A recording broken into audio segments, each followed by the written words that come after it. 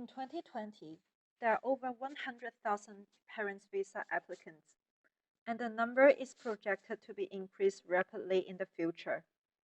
Among this minority diverse group of older people, the older Chinese is one of the fastest growing groups, ranking as the third largest minority population nationally.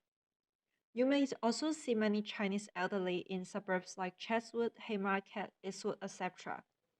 Many people think they must feel lonely and homesick as they're so far away from their motherland and family.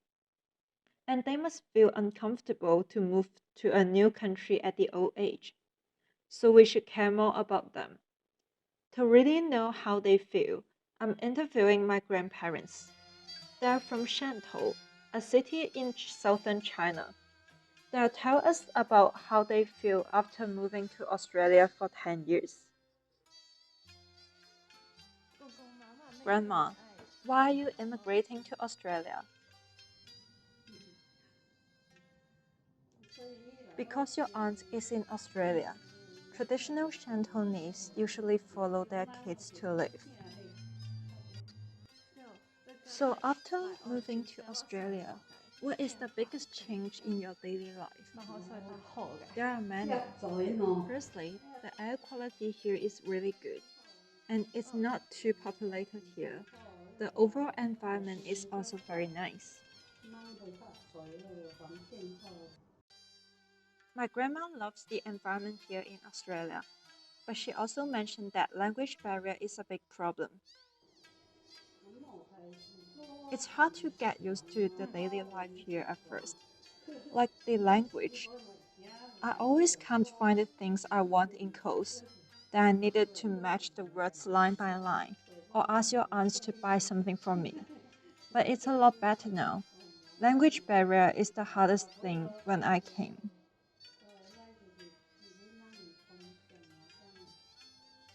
Language barrier is one of the biggest problems we assume elderly Chinese immigrants have.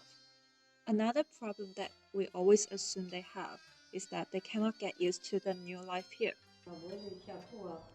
Not really. There are many Chinese shops here, so we can buy food and everything like we had in Shantou.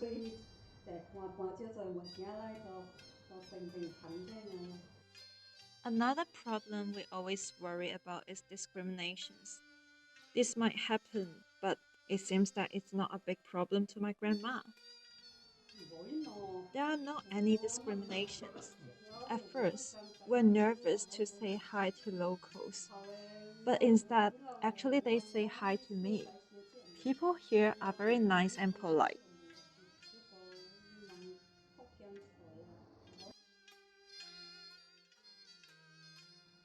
So, Grandma, have you ever thought of going back to Shantou?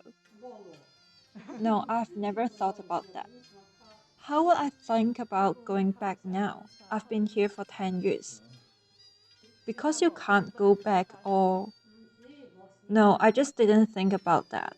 I didn't think about going back. It's so nice to live here, so I won't consider about going back.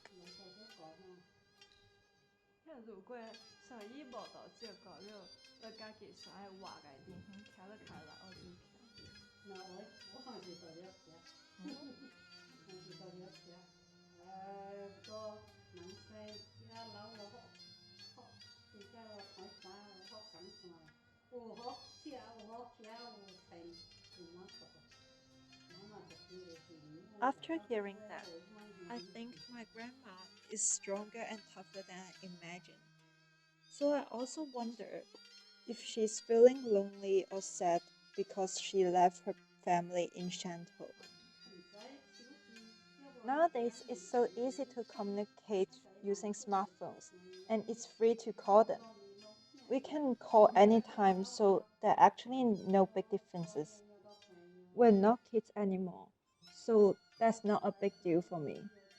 As elderly, we only need a good living environment and good health. My last question for my grandparents, and it's also the question that my aunts and I are curious about. Do they feel regretted to immigrate to Australia? No, we won't.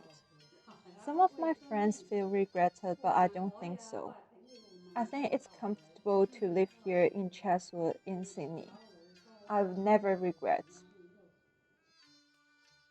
In the past, we always have a lot of assumptions on old Chinese immigrants. We assume that they're old, so they cannot get used to the new environment, and they must feel lonely because of leaving their motherland and family. However, after interviewing my grandparents, I found that these assumptions are biased as we didn't really talk to them about these problems. My grandparents' words may not represent all old Chinese immigrants' feels or thoughts, but we can see that they're actually more independent and stronger than we think. So when we want to care about them, we should really talk to them to understand their situations and their needs, and not to assume they must be the fragile, vulnerable group. Using a quote that my grandma always said, I'm old now, but I used to be young and tough.